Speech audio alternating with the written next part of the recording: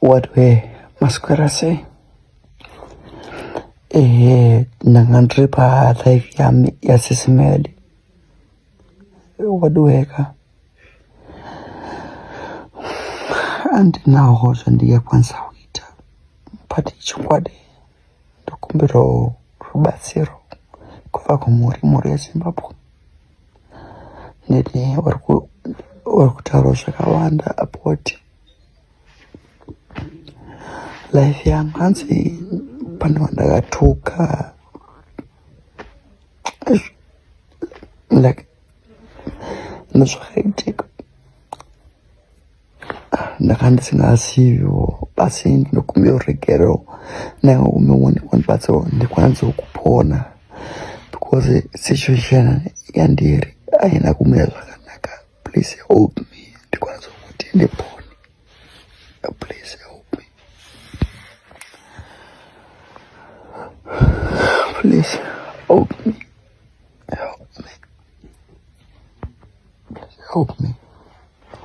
Alright. Ndakatadzango chendiregeraiwo please. Mazvionera mazvinzvera mukomana achichema achiti wedu guys kachimuregererai, asi mukaona munhu achiti kana ndakakanganisa ndiregererei, zvinoreva kuti iye pachake haasati arealiza mhosva yake. Pazotsvakwa zvakare kuti bamukuru Nyati Zimbabwe vakasumudzwa zvikuru naGilbert vakambobatsirawo here, because takanzwa kuti Tandaza Maze ndiye akavapa $100 vachibva vasiya vamboekta zvimwe zvisikiti vachiti maybe svingavanongera masenti. So bamukuru vati ivo, some of you are too quick to judge without knowing the truth. Just because I don't post everything on social media doesn't mean I'm doing nothing. My younger brother is family, and what I do for him is between us, not for likes, comments, or anyone's approval. Stop expecting me to prove my love or support online. Real help is done in private, not for attention. My brother is receiving the support he needs, and by God's grace he will recover. Please respect our family's privacy and stop spreading lies about things you know nothing about. So ndo mashoko ari kubva kuna bamukuru Zimbabwe. In short, he is saying, Facebook people, back off, do not bother, they have it under control. Ndo mashoko abamukuru. Nekuti mimi amungati mauya pa public kuzokumbira kuti tinokumbira rubatsiro umubvati siyana inesu, this is private. Aiwa bamukuru pakadai, so apa dai mangotaura yenyu point kuti muri kupa help mobva masiyana nekudzosera vanhu kumasure. Nyaya dziri kurwirwa pano eti asati ari kuda kuedha yake 2 cents. I know there are people with an unconditional good heart vanongobetsera vasingatarise kuti munhu wacho akadii. If you are to help, I suggest you help empower this young woman. Joy has been through a lot, but munhu anodawo kuva nemba yake, and she tries a lot to cover up zvinhu zvakawanda zvaanoitirwa nemurume nehama dzake. Vakavakirwa imba yavo kumusha neBamlo. They made money, invested some into their shop yavakavaka mese muchiona. Rumor has it that vamwe ndo vakutogara pamba ipapo Murora pachina chake. From their humble beginnings, they said Anagiri vaichengetwa kwasekuru vaya vasingaoni paimba yepinki iya. Mai vakanga vasina wavo musha. All of a sudden, shop yakunzi ndeyamai. Joy can't tell the world the truth nekuda kuchengetawo ma relations kwa akarorwa, but hama dzemurume vanenge vane ruziva simba. She likes a marriage. I know some would advise her to leave a man, but I think Mumbetsere will have a financially independent first. Then she will make her decisions, not pressured by Namo yekushaya mari. Etias wadobvunza mama socialites kuti koseiko musiri kubatsira umwe wenyu mukati dhora makawanda sezvamakaita munogona kumubatsira akaenda kuchipatara zvekusimuka mukaitawo makolabo naye anogona kuitawo zviri nani. King Solomon vapindura vakati aiwaka mukomana habati navamwe panoitwa rufu chero kusheyawo kuti ningi warwara hai hapana zvakadaro mukomana anenge akazvinyararira. Etias ari kurova kunzungu nekunyimo ari kuti akavaudza chokwadi obva ambo manya kunovati batsirai vana Nyati. vakakanganisa munhu wese aiva neshungu navo. Ukaona munhu anoodza vamarambire moyo anenge akaoma. Baba vai vakaisa vana ava pamepo. National TV broadcasted nyaya dzavo and they interviewed them. Kuteererwa kuchitenderano neZBC mufunge, but one day vakamuka vakarasirwa uko. Vanhu vakatofurirana nabamunini hanzi ngatitenge vhuzhi behind the manager's back. Vamarambire kuitwa chidzoi naNyati namai Nyati. Zvakaoma. Vaya vekuti don't kick a dog when it's down. Aiwa imbomirai. Isu vamwe we are very short. Kana iri pasi tototi chance given ndo patinosvikirawo. Nyati ngaabatsirwe achiudzwa. Drama noruwanza apa is very ignorant. Wisdom dololo. Kuita mari 2 minutes akutozvirumura from vanhu vaitomubatsira kuchengeta upfumi hwake. Financial literacy dololo, chikoro dololo, dzungu nepride ndo zvaanazvo.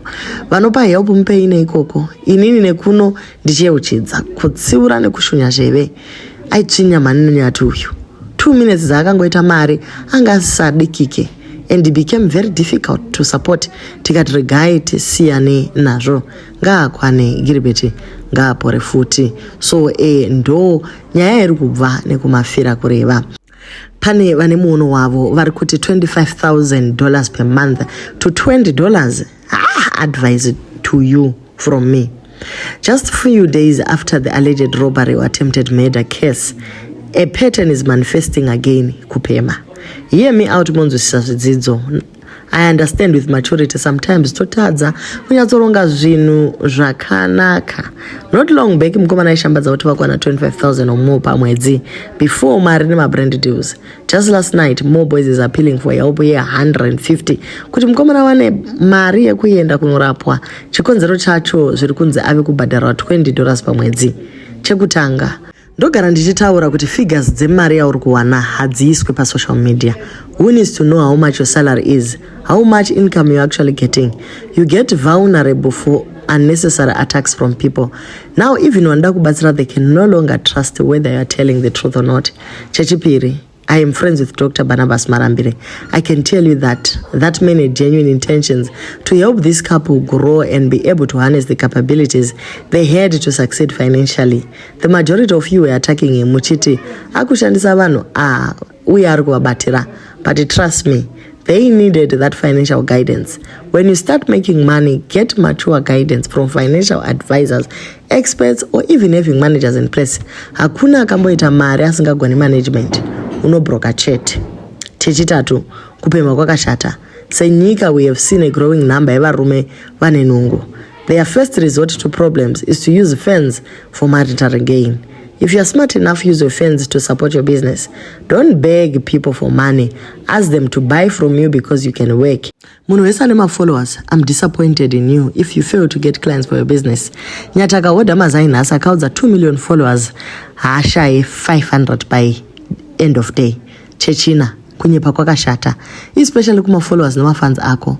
Don't use emotional blackmail or misleading information to seek financial assistance. Although I understand that location factors anosiyana, Maria unowana pa Facebook. I'm not a content creator. This profile is personal and it's not a page designed to do content. I barely have my views are even 0.5 what Nyati has. With a few videos and no poster, we and Chita ma under 50k views. Hausha imari ripasi pe 500 without being active that much. How does one get $20 a month? Uchita ma video anoita 1 million views, then achita 4 to 5 videos per day plus YouTube. YouTube pays more than per 1,000 views. Chekupedzisira ukawana mari ndogara ndichiudza vanhu kuti invest in multiple projects. You don't need to run a business if you are not good at it. Anyone can invest into something that generates more money without their involvement.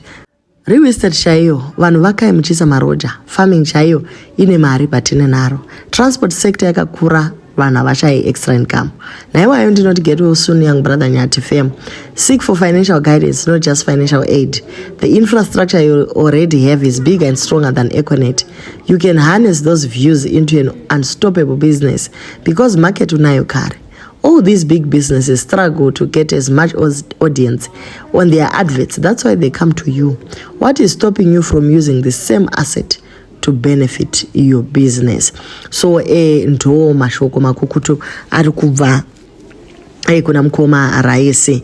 I personally don't understand why influencers come up with a plan to do GoFunding for a normal person able-bodied.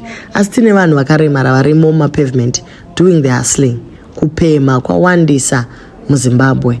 Vapeme vawanda kudarika vanhu. Nyati is 22 years old, of course, Ndibaba Rejovodaro, with a bit of some pride, which comes with having 2 million followers. You post and immediately people are reacting, they are commenting, and you check the dashboard in 3 seconds, already 1,000 people have viewed your post. You feel in control, you feel in charge, so no one can tell you anything because you made it. Me being him at 22 in South Africa, having 25,000 in my account, which I never really worked hard for. I could have made the same mistake that he made or even worse.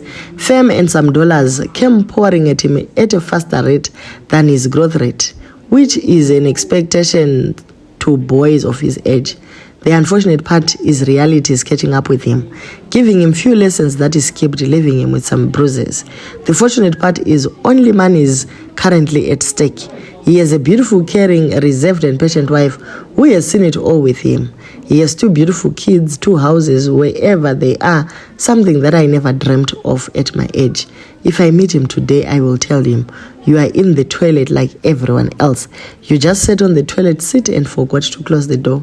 You have made yourself a name, and people now have expectations, those you can meet and those you can't. Change those expectations as long as he is in the league with your blueprint. Age is still on your side, and you have your wife as a valuable asset. Pick up from there and you are good. So nyaya iripo ndiyo guys. Mkomana I think adzidza from his mistake. Asita imoyo naye mwana uyu. Variko varume vakuru kunze uko vanotori nechirombe chinonyadzisa. So he just needs vanhu vanomira naye munguva yakadai.